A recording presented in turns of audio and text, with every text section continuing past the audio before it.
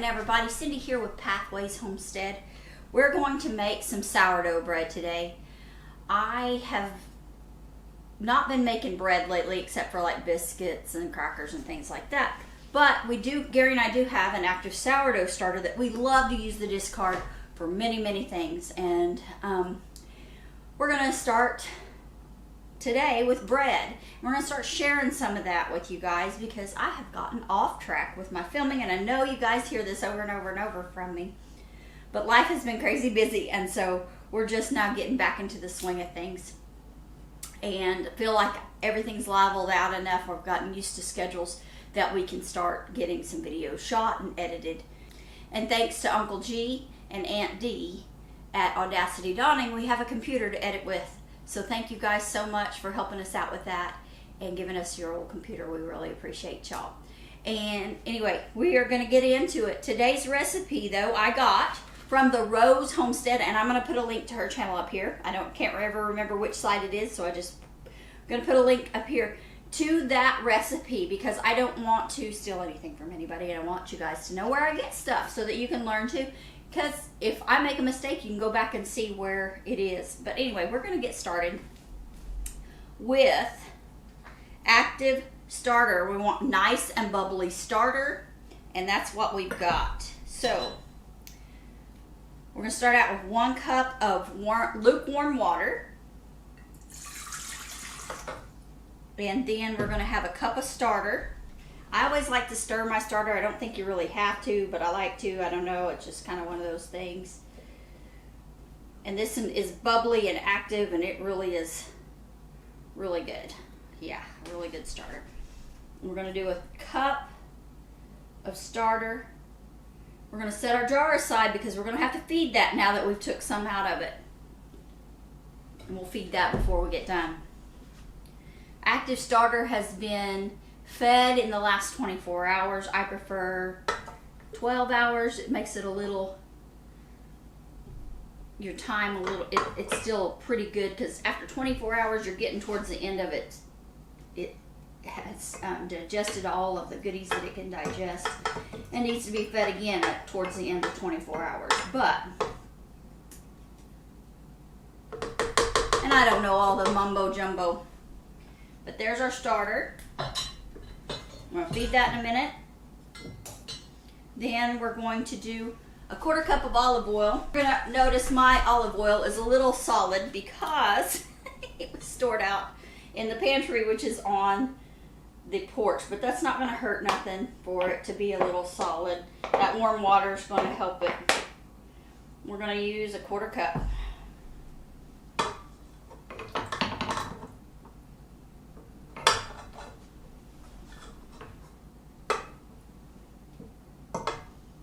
Cup of olive oil.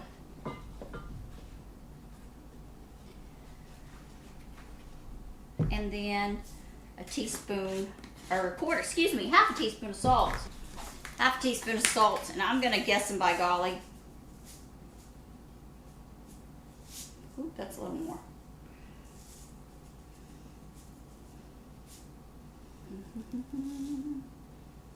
That looks like, there, looks good. Half a teaspoon of salt. And then we've got 3 cups of whole wheat flour, but I have mixed my bread flour from Bob's Red Mill and my Montana wheat.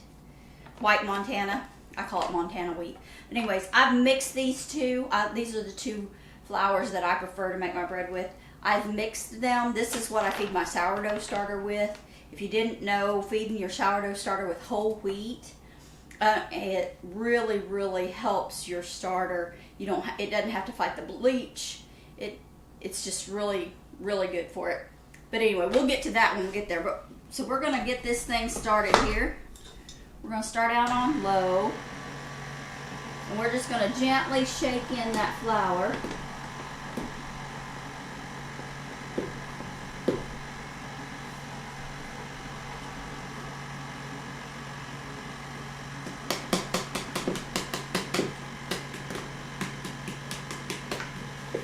I've got my dough hook attachment on my KitchenAid here.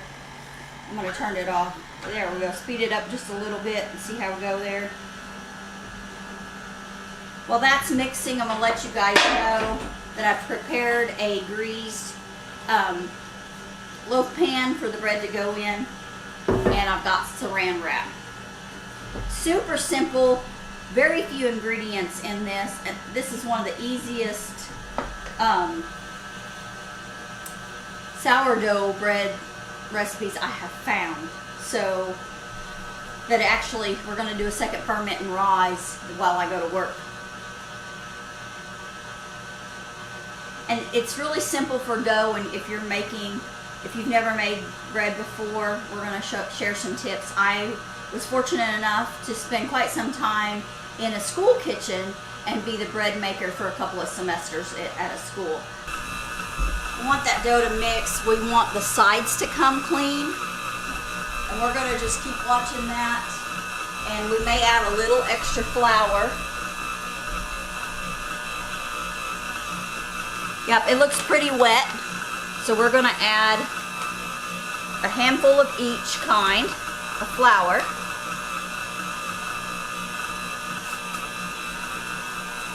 We're wanting a cohesive ball that cleans up the sides but is all together, and when we get there you'll see what I'm looking for. But we're just going to add a little bit of flour at a time till we get to the consistency we want.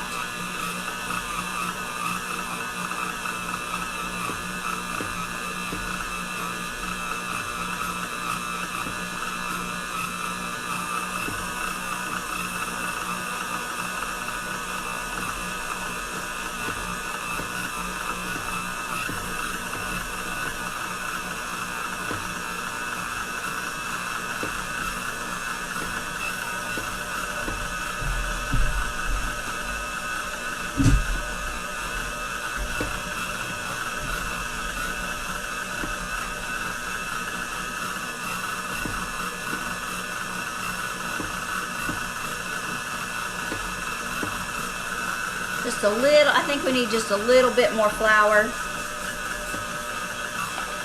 So I'm going with a couple pinches from each. We want the dough to clean up the sides, but we also want it to all form together and form a cohesive ball.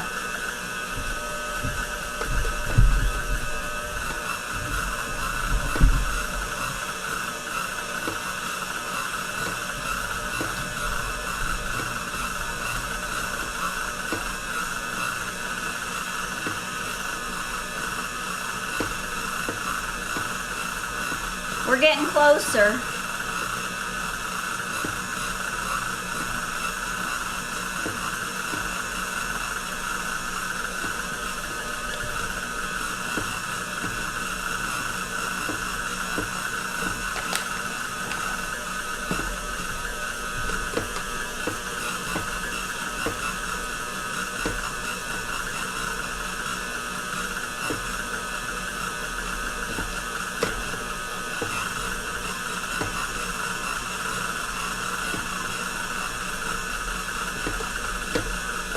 All right, we have reached it. We've gotten that ball looking just like I want it to look. We're gonna let that go for 6 to 8 minutes till it becomes stretchy, and we'll come back.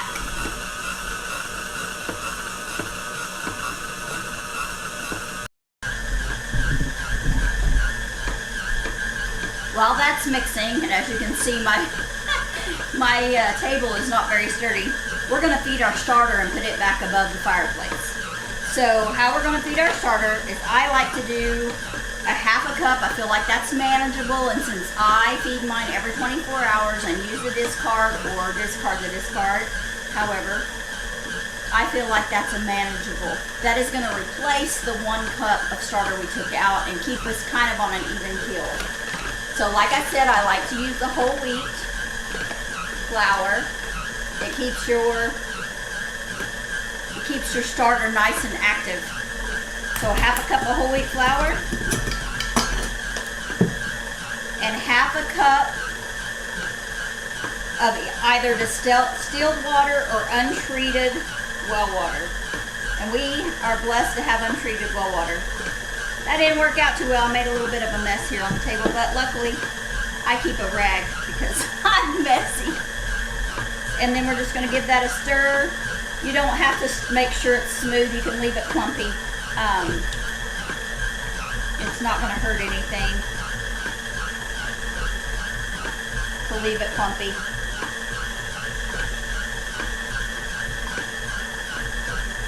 Okay, and then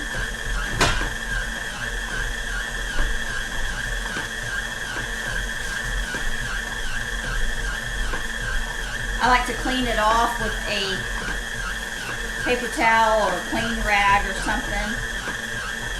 It tends to get a little messy, and at some point I'm going to have to switch jars and put it in a clean jar, because this one's getting pretty gooey and gummy.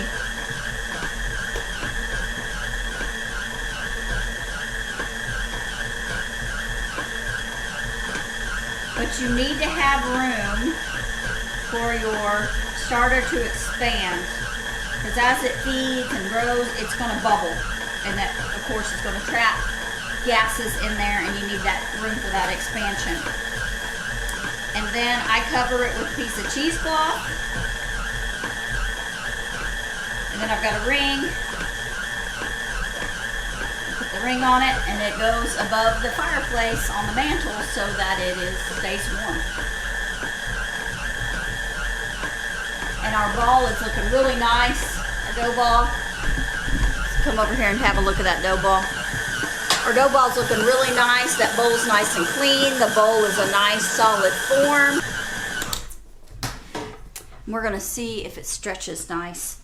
So they taught me to look and see for a window, and if you can make a window and see through it without it breaking, you're there. So we're there, but it's a little sticky, and that's okay. That's what we want.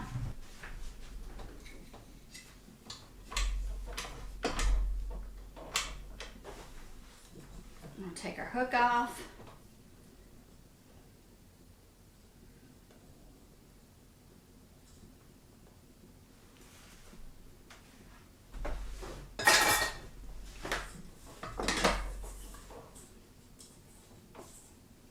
I did not bring my pastry helper with me from Kansas, so this dough is a little sticky, so I'm going to get a little flour on my fingers to help manage it.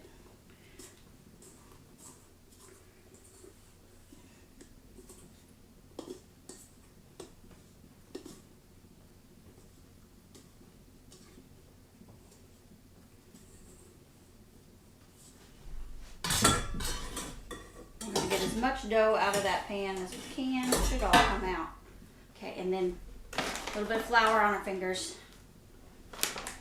And we are going to form a rough dough. We want a nice smooth surface on the top of our dough. So I just like Gary's Grandma Adkins taught me to just kind of roll it, making rolls. Kind of roll it. And it doesn't have to be perfect at all. We're going to get it in that pan. I'm getting it everywhere. This is hilarious. But anyway, whew. I'm going to kind of turn it over and get a little bit of that oil on it. Maybe that'll help it a little bit. Yeah, there we go. That helped. We're going to get it nice and kind of a football shape, a little oblong roll there. It doesn't have to be perfect. We want it a little bit even. And I'm going to brush it with just a little bit of olive oil, or sprinkle it because I don't have a brush. Rub a little bit of olive oil on the top of it. Just a drop or two, so that it stays moist. You could egg wash it, you can do whatever. But we're going to put that in here. We're going to cover it with plastic wrap. And we're going to let this rise in a warm spot while I'm gone to work.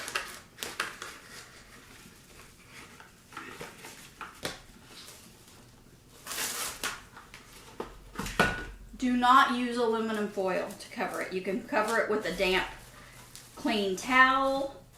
You can cover it with plastic wrap, but do not use aluminum foil. It will corrode into your bread, and that's not desirable. Anyway, we're going to leave this, and we'll come back after I get off work this evening. See how it's risen. We're going to want it to rise just above the sides of the pan. This is a 2-pound loaf. Just so you know, this is a 2-pound loaf, so you need a 2-pound bread pan. If you're making a 1-pound loaf, you need 2 pans. So there we go. We're gonna leave that and we'll be back. All right, so I boo-booed. I forgot to video it when it got done rising, and I put it in the oven, so it's baking now. It rose for 12 hours because my house was so cold. But anyway, I'm satisfied, and I'm baking it off, and it's about halfway baked, and then we'll pull it out and show you guys our bread. We have baked our bread for 40 minutes. We're gonna pull it out of the oven.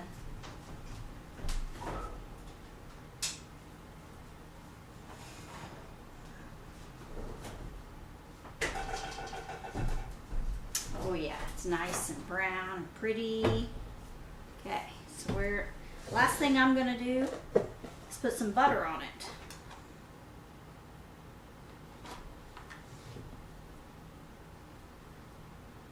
Oh, it smells good.